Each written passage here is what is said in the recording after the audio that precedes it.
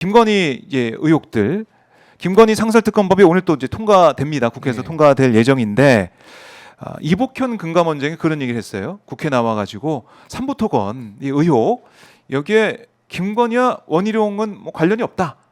이런 얘기를 국회에 와서 했단 말이죠. 이거 지금 당장 알 수가 있는 겁니까? 어떻습니까? 없죠. 없는 거죠. 지금 수사를 네. 한 게 아니잖아요. 그러니까 강제 수사권이 없는 네. 금감원의 조사국에서 지금 이 사안을 들여다보고 있단 말이에요. 근데 거기는 수사권이 없어요.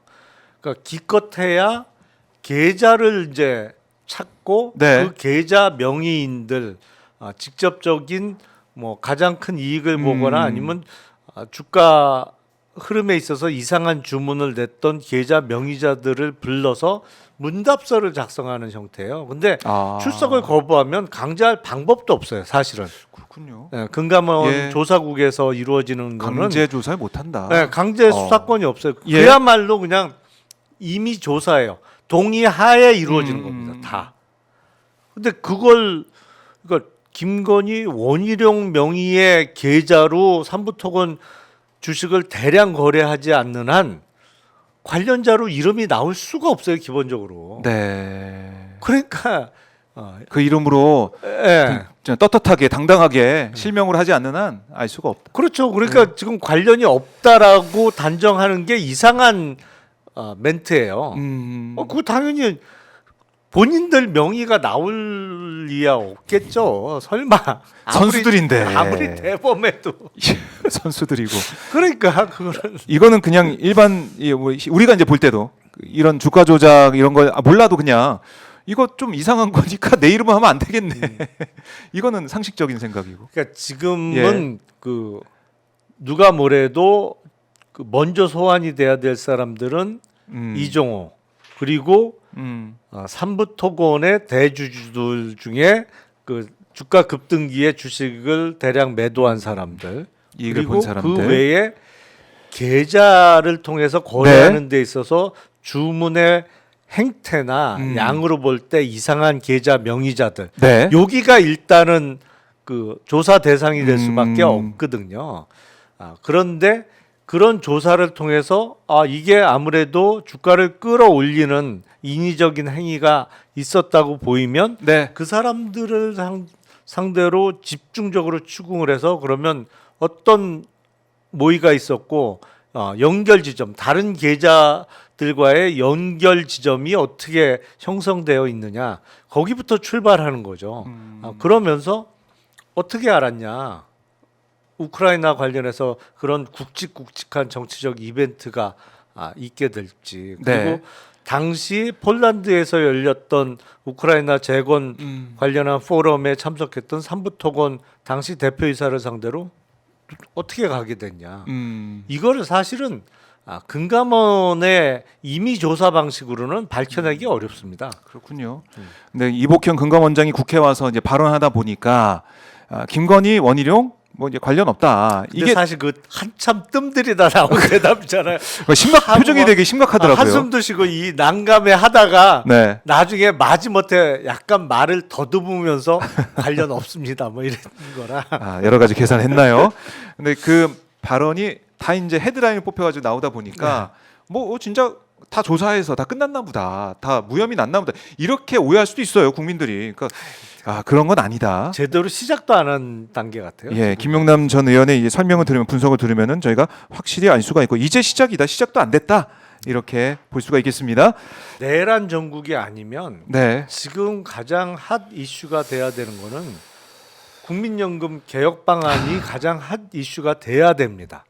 그다음 핫 이슈는 이번에 서울시의 토지거래 허가구역 해제로 인해서 지금 난리가 났습니다만 부동산 정책과 관련한 정책의 어떤 대결 내지는 뭐 이런 게 핫 이슈가 돼야 되는 상황이에요. 그거 못지않게 경기 활성화 방안 뭐 이런 걸 놓고 첨예하게 막 머리를 맞대고 아이디어를 내고 이래야 되는 상황인데 지금 정책은 다 묻혀버렸어요. 그러게 말입니다. 그래서 저라도 해야겠다라고 생각해서 예, 또 이번에 예. 우리 대한민국 미래를 위해서 또 예. 하나 또 토론회를 준비하셨죠. 그래서 예. 이번 주 토요일 오후 2시에 하는데요. 네, 사실은 2월 달에도 한번 했었고요. 근데 그때 반응이 뜨거웠습니다. 반응이 너무 좋아서 우리 또 네. 오마이 TV가 라이브 중계를 하셨습니다만 네. 동접자가 막 6,700분까지 들어왔었어요. 주말에 그때 갑자기 주말에. 한 건데. 예. 네. 그래서 한 달 만에 또 하게 됐는데 이번엔 장소를 그래서 조금 큰 데로 더 옮겼습니다. 네. 의원회관 제3세미나실 예. 여기는 꽤 많은 인원이 들어갈 수 있는 장소라 네. 이번 토요일 오후 2시에 신분증만 갖고 오시면 근데 이제 장소하고 예. 그 행사 이름을 명을 알아야 돼요. 예, 좀 정확하게 기재를 해야 출입이 됩니다. 그래서 탄핵 결정 이후 대한민국이 나아갈 길을 묻는다. 네. 사실은 저희가 이 행사를 준비할 때는 당연히 탄핵 결정이 그렇죠. 3월 22일 기점으로는 나 있을 줄 알았지. 그러게 말입니다. 그래서 내일 탄핵 결정 이후에 대한민국의 길을 또 묻겠지만 지금 헌재가 이렇게 침묵하는 이 상황에 대해서도 아마 좀 말씀 좀 해주시면 좋을 것 같아요. 예. 네, 기대를 해보겠고요. 부동산 정책 방향성에 김용남 의원 또 2030 세대에게 보내는 위로 김종대 의원, 신인규 또 변호사가 새 시대 정신과 대한민국 청사진 또 박영식 앵커가 뉴 미디어와 레거시 건강한 긴장 관계 이렇게 다양하게 메뉴를 마련해 놓고 있습니다. 많은데 와서 정말 보시고 대한민국에 나아갈 길을 생각하고 헌재를 향해서 좀 메시지를 내는 그 시간이 됐으면 좋겠습니다. 우리가 사실은 뭐 헌재 결정이 늦어져서 네. 지금 기다리다가 지쳐가고는 있습니다만 아하. 어디선가 누군가는 탄핵 이후를 준비를 해야 된다고 생각을 합니다. 그렇네요. 그러니까 앞으로 대한민국이 네. 계속 그 후퇴하지 않고 전진하기 위해서는 특히 정책적인 측면에서 네. 준비를 하고 있어야죠. 그러게 말입니다. 자, MBS 여론조사 결과 조금 전에 나온 걸 보니까 윤석열 탄핵 찬성이 60%, 반대가 35%. 여론은 일관됩니다. 예. 그 중에서도 특히 본인의 정치적 성향을 중도라고 대답한 층에서 어떻게 해야 되느냐. 그게 네. 전체적인 탄핵 찬성 비율 지금 60%보다 더 높게 맞아요. 잡힐 겁니다. 중도가 더 높더라고요. 항상. 갤럽도 마찬가지고. 그렇기 때문에 헌재는 이제 더 이상 그러니까 지금 이렇게 결정을 내일 내리더라도 누가 뭐라고 해도 왜 이렇게 빨리 결정했어? 조급한 거 아니야? 이런 얘기 누가 하겠습니까? 지금도 늦었어요. 지금 너무 늦었어요. 내일 헌재가 결정해야 되고요. 지금 아직 기일 공지는 나오지 않았지만 헌법재판소 기자들 숫자는 더 이제 늘어나고 있고요. 헌재 브리핑룸 불은 계속 켜져 있습니다. 언제 어느 순간에 기일 공지가 있을지는 알 수가 없습니다. 이렇게 다시 한번 강조를 드리겠습니다. 그리고 이거 하나만 말씀 여쭤보죠. 이재명 대표와 이재용 삼성전자 회장이 오늘 만났습니다. 만나가지고 뭐 함께 손을 잡으면서 결국 이 정책적인 이 얘기를 또 하고 함께 과실을 누려야 된다. 모두를 위한 삼성이 돼달라. 이런 당부 얘기도 이재명 대표가 했어요. 오히려 지금 보면은 이재명 대표가 제일 또 정책적인 움직임, 대한민국에 나아갈 길을 고민하고 또 이번 토요일에는 AI 관련해 가지고 유발 하나리랑 또 토론도 대담도 하고 이런 행보를 뚜벅뚜벅 하고 있다. 이것도 평가할 만한 부분 아니겠습니까? 그렇죠. 근데 예? 일부 언론에서는 아마 그 멘트를 트집 잡을 것 같은데. 뭐요?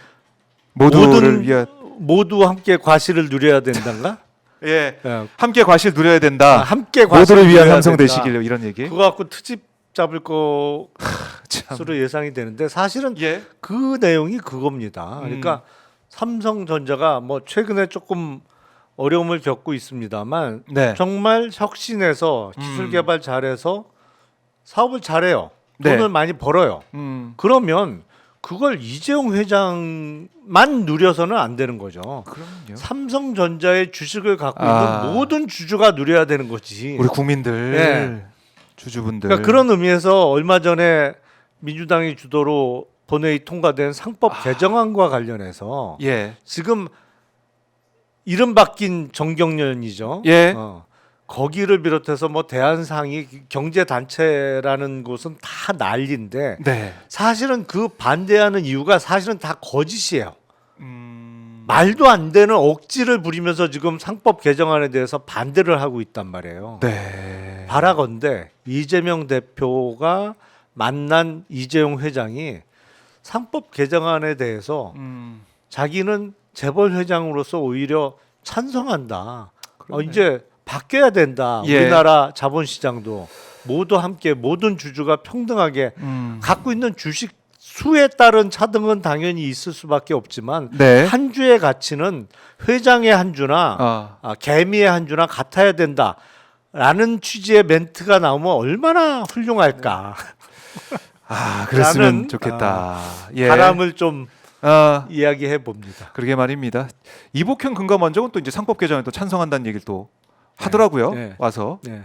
그건 직을 소신 걸겠다. 발언이지. 직을 걸겠다. 뭐. 3개월도 안 남은 직을 걸었습니다. 6월 초 얼마 안 남았는데 임기가 얼마 안 남았거든요. 예. 어쨌든 뭐 그 직을 걷는데 저는 이제 삼부토건 그것 좀 확실하게 조사를 좀 하고 뭐 이제 연관 없다 이런 수사하기 전에 알 수 없는 얘기는 하지 말고 언론 통해서 국민들 헷갈리게 하지 말고 제대로 된 모습을 보여주면 좋겠다 이런 생각도 하게 됩니다.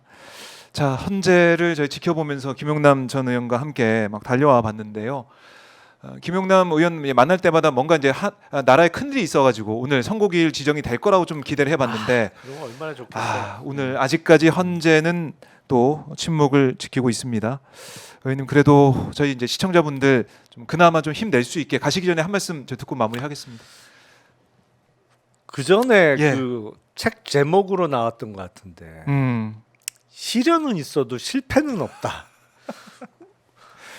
온 국민이 시련을 겪고 있죠. 지금 뭐 비상계엄부터 시작하고 지금 예. 몇 달째 엉망인데 사실은 네. 경기도 정말 안 좋아요. 이게 심각해요. 그러게 사실은. 말입니다. 네. 예.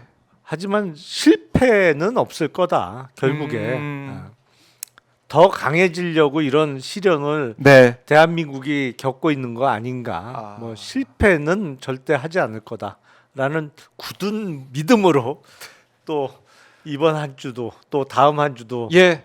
버텨내야 될 것 같습니다. 그러게 말입니다. 저희는 근데 뭐 희망의 끈을 놓지 않습니다. 오늘 오후에라도 공지하고 선고 내일 하면 된다. 절대 늦출 필요가 없다. 이유가 없다. 헌재는 정치적으로 지금 생각하지 말고 우리 국민을 위해서 헌재 재판관의 본연의 양심과 또 법적인 그런 생각을 가지고 판결 빨리 해라. 이렇게 정리를 해보겠습니다. 의원님 말씀 잘 들었습니다. 네, 감사합니다. 고맙습니다.